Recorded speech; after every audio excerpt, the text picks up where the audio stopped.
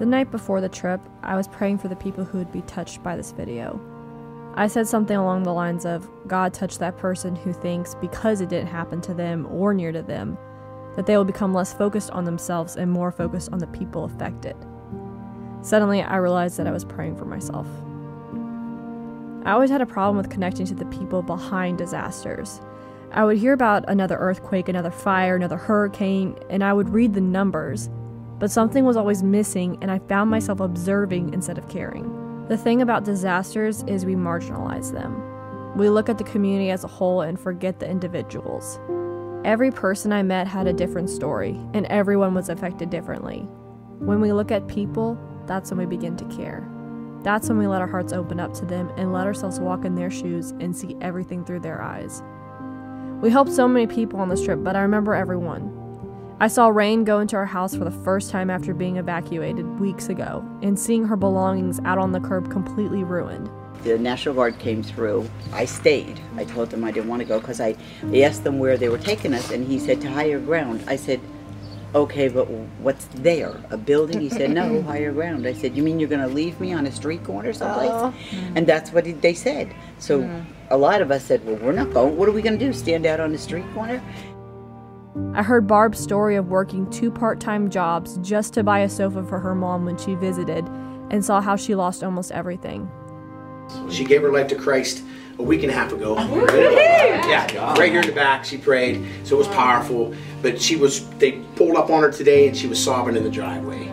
She's got some neighbors that are pressuring her, thinking that she needs to spend all of her money on putting sheetrock back up. And we're going to try and help with all that, but there's so much of a need, separate from just the reconstruction. We want to get people just mucked and out of that. I talked to Buzz and Gail, who were still living in their home that had black mold growing on the walls. I saw Lori, who buried her father the day before, let us tear open her ceiling because the mold got everywhere.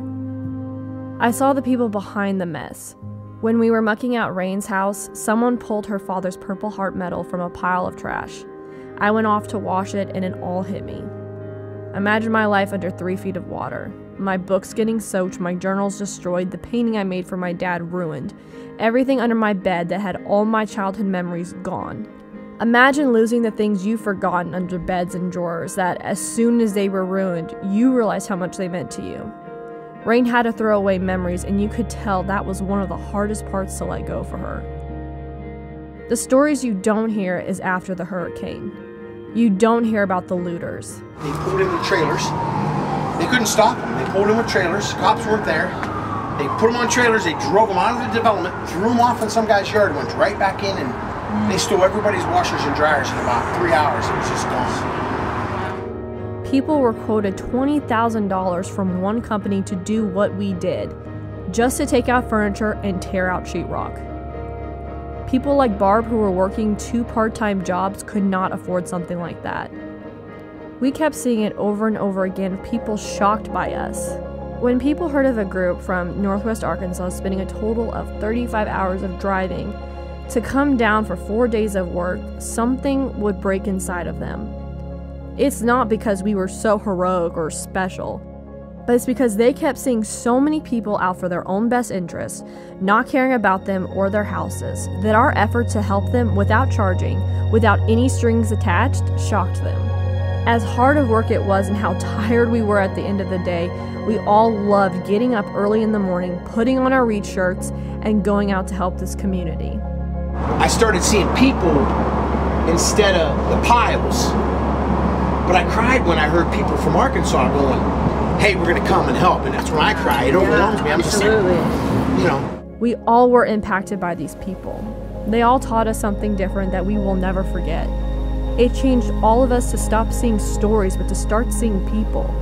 To start seeing them instead of their piles and their mess. I think everyone wants to be heard and wants to be loved. And the more we reach out, the easier it is to love the ones who are drowning in their